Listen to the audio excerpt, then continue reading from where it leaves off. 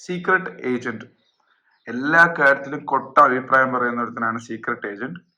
ചില കാര്യങ്ങളിൽ ഭയങ്കര ബയസ്ഡ് ആയിട്ട് എന്താണോ സൊസൈറ്റി കേൾക്കാൻ അപ്പോ താല്പര്യം എന്നുള്ള അഭിപ്രായം മാത്രം നോക്കി പറയുന്ന ഒരാളാണ്. അതും സൊസൈറ്റിയിൽ ഇപ്പോൾ കത്തി നിൽക്കുന്ന വിഷയം ഏതാണോ അതിനെക്കുറിച്ച് സൊസൈറ്റിക്ക് ഇഷ്ടപ്പെടുന്ന ഒരു അഭിപ്രായം പറഞ്ഞു കഴിഞ്ഞാൽ കുറെ കൂടെ കൈയിടി കിട്ടുമല്ലോ എന്ന് വെച്ച് മാത്രം നോക്കി പറയുന്ന ഒരാളാണിത്. ഇതാണ് എന്റെ അഭിപ്രായം. നിങ്ങൾക്ക് എന്ത് വേണം പറയാൻ, എന്നെ ചീത്തയും വിളിക്കാം, കുഴപ്പമില്ല. അപ്പോ സീക്രട്ട് ഏജന്റ് ഇന്നലെ മറ്റേ ചിത്ര ചേച്ചി എന്നൊന്നും വിളിക്കേണ്ട കേസ് ചിത്ര ഒരു അവരുടെ റിലീജിയനെ കുറിച്ചിട്ടൊരു കാര്യം പറഞ്ഞായിരുന്നു. ഒരു രാമക്ഷേത്രം പണിയുന്നു, അപ്പോൾ എന്തോ ഇത് വായിക്കണം എന്നൊക്കെ പറയുന്നുണ്ട്.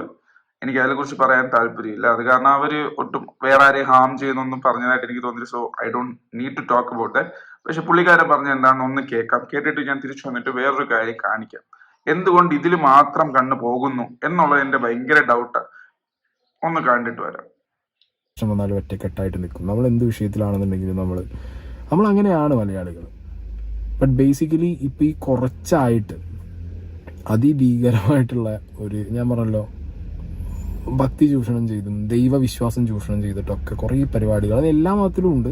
പക്ഷെ സംഘപരിവാർ അജണ്ടകൾ കുറച്ച് അധികമായിട്ട് കടന്നു കയറി വരുന്നുണ്ട്. ഓക്കെ, പിന്നെ ഇത് ഇവർ നോർത്തിൽ പോയിന്റ് സംഘപരിവാർ അജണ്ടകളാണ് ഇപ്പൊ കടന്നു കയറി വരുന്നതെന്നാണ് പറയുന്നത് കേട്ടോ. കടന്നു കയറി വരുന്നതിന്റെ എക്സാമ്പിൾ ആയിട്ടാണ് കെ എസ് ചിത്രന്റെ കാര്യവും ഈ എന്തോ ഒരു അരിയെ കൊടുക്കുന്നുണ്ട് ഇവർ, അതും ഒക്കെ പറയുന്നത്. അതേ ഒരു ഐഡിയ തന്നെയാണെന്നാണ് എൻ്റെ പേഴ്സണലി എനിക്ക് പറയാനുള്ളത്.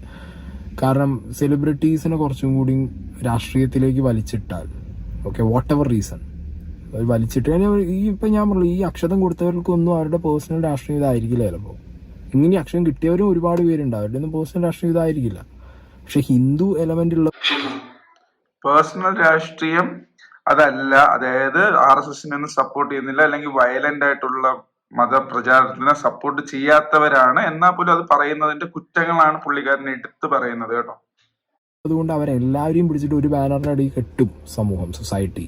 അത് കെട്ടിക്കാൻ വേണ്ടി മനഃപൂർവ്വം ഇവരടുത്ത് പോയിട്ട് ഇവരതിലേക്ക് വലിച്ചിടുന്നതും ആവാം. ഓക്കെ, അത് ഒന്നില്ലെങ്കിൽ സൊസൈറ്റി തിരിച്ചറിയണം, അല്ലെങ്കിൽ വരുന്ന സെലിബ്രിറ്റീസ് തിരിച്ചറിയണം. എന്താണെങ്കിലും അതിരൂക്ഷമായിട്ട് ഈ പറഞ്ഞ അക്ഷതം സ്വീകരിച്ചവരും അവർക്കെതിരെയുള്ള സൈബർ അറ്റാക്കുകളും നടന്നുകൊണ്ടിരിക്കുന്നുണ്ട്. ഒരു സൈഡിൽ എന്താ പറയുക, ട്രോളുകളും കാര്യങ്ങളൊക്കെ ഒരു സൈഡിൽ വേറെയും പോയിക്കൊണ്ട്, നല്ല കിടിലൻ ട്രോളുകളും സാധനങ്ങളും ഒരു സൈഡിൽ വേറെയും പോയിക്കൊണ്ടിരിക്കുന്നുണ്ട്. സോ ബേസിക്കലി അക്ഷതം ഒരു വിഷയമായിട്ടുണ്ട് കേരളത്തിൽ. കാരണം ഇപ്പം ഞാനൊരു ന്യൂസ് കണ്ടു, ഒരു പയ്യൻ ഈ അക്ഷതം വാങ്ങി ചെരുപ്പിനകത്ത് വെച്ചിട്ട് വിദ്വേഷം പരത്തുന്ന രീതിയിൽ രാമനെ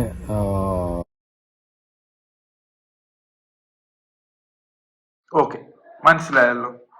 അക്ഷതം എന്ത് വലിയ ഇഷ്യൂ ആണ് പുള്ളിക്കാരനെന്ന് മനസ്സിലായല്ലോ അല്ലെ. ഭയങ്കര ഇഷ്യൂ ആ അക്ഷതം കൊടുക്കുന്നതും. കെ.എസ്. ചിത്ര അങ്ങനെ പറഞ്ഞത് കെ.എസ്. ചിത്രന്റെ ഇഷ്ടം, പക്ഷെ ഞാൻ അതിനെ അംഗീകരിക്കുന്നില്ല. പക്ഷെ കെ.എസ്. ചിത്ര ഒന്ന് ആലോചിക്കണം, ഹിന്ദുത്വം RSS ഭയങ്കരമായിട്ട് പുഷ് ചെയ്യുന്നുണ്ട് എന്നൊക്കെയാണ് പുള്ളിക്കാരൻ പറഞ്ഞത്. പക്ഷെ ഇത് ഒരു മതത്തിൽ മാത്രം എന്തുകൊണ്ട് വരുന്നു? കാരണം കേരളത്തിൽ ഇപ്പോൾ കൈയടി കിട്ടുന്ന ഏതിനാ? അതിനാ.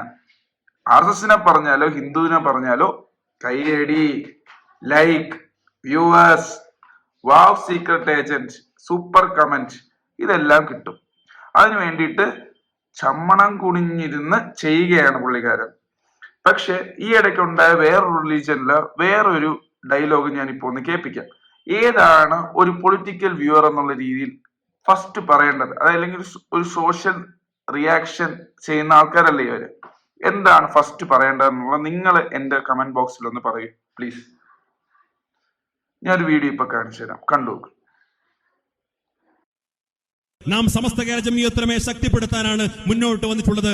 സമസ്ത കേരള ജംഇയ്യത്തുലമയുടെ കേന്ദ്ര മുഷാവറ ഒരു കാര്യം പ്രഖ്യാപിച്ചു കഴിഞ്ഞാൽ ആ മുഷാവറയുടെ തീരുമാനം അവസാന ശ്വാസം വരെ നടപ്പിലാക്കാൻ നാം സന്നദ്ധമാകണം. സമസ്ത കേരള ജംഇയ്യത്തുലമയുടെ കേന്ദ്ര മുഷാവറ ഒരു തീരുമാനം പ്രഖ്യാപിച്ചു കഴിഞ്ഞാൽ ആ തീരുമാനത്തിന് ഞാനില്ലെന്ന് പറയുന്നവരെ സമസ്തക്ക് ആവശ്യമില്ല, അവരെ SKSFനും ആവശ്യമില്ല. ആ സമസ്ത കേരള ജംഇയ്യത്തുലമയുടെ മഹാരഥന്മാരായ പണ്ഡിതന്മാരെ, അതിന്റെ ഉസ്താദുമാരെ, അതിന്റെ സാദാത്തുക്കളെ വെറുപ്പിക്കാനും പ്രയാസപ്പെടുത്താനും പ്രഹരമേൽപ്പിക്കാനും ആര് വന്നാലും ആ കൈവട്ടാൻ SKSFന്റെ പ്രവർത്തകന്മാർ മുന്നോട്ടുണ്ടാകും. ഇതിനെ അപമര്യാദയായിട്ട് ആരും കാണേണ്ടതില്ല. ഇത് സമസ്ത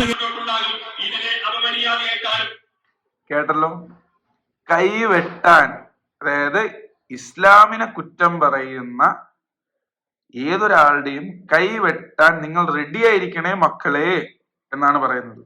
അപ്പോൾ ഇയാൾ ഇങ്ങനെ പറയുമ്പോഴത്തേക്കും, ഞാൻ നേരത്തെ പറഞ്ഞത് ഓർമ്മയുണ്ടല്ലോ, ഇയാൾ ഇങ്ങനെ പറയുമ്പോഴത്തേക്കും കൂടുതൽ ഇവിടെ പുഷ് ചെയ്യുന്ന വർഗീയത ആരാ ഇവിടെ വയലൻസ് കൂടുതൽ റിലീജിയന്റെ പേരിൽ പുഷ് ചെയ്യുന്ന, വർഗീയത പുഷ് ചെയ്യുന്ന ആരാ?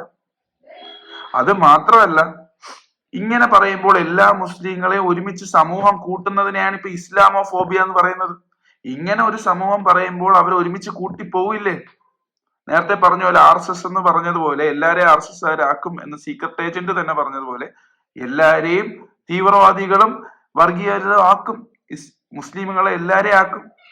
അപ്പോൾ മുസ്ലിങ്ങൾ അങ്ങനെ ആക്കരുന്നുണ്ടെങ്കിൽ ഇവരെ എടുത്തു പറയേണ്ടത് ആരാ? ഇതേപോലുള്ള സോഷ്യൽ ഇൻഫ്ലുവൻസിങ് വാവ് അല്ലേ?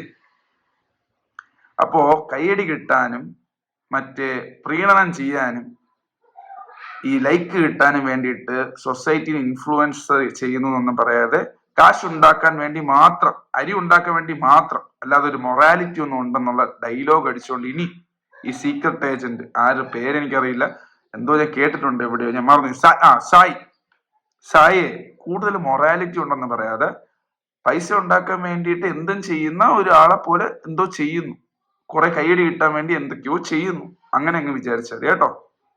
ശരി, അപ്പം ഇനി ഇങ്ങനത്തെ വീഡിയോ ചെയ്യണമെന്ന് ആഗ്രഹമുണ്ട്, അറിയില്ല എന്ത് പറ്റുമെന്നുള്ളത്. കൂടെ എല്ലാവരും നിൽക്കാം. Thank you.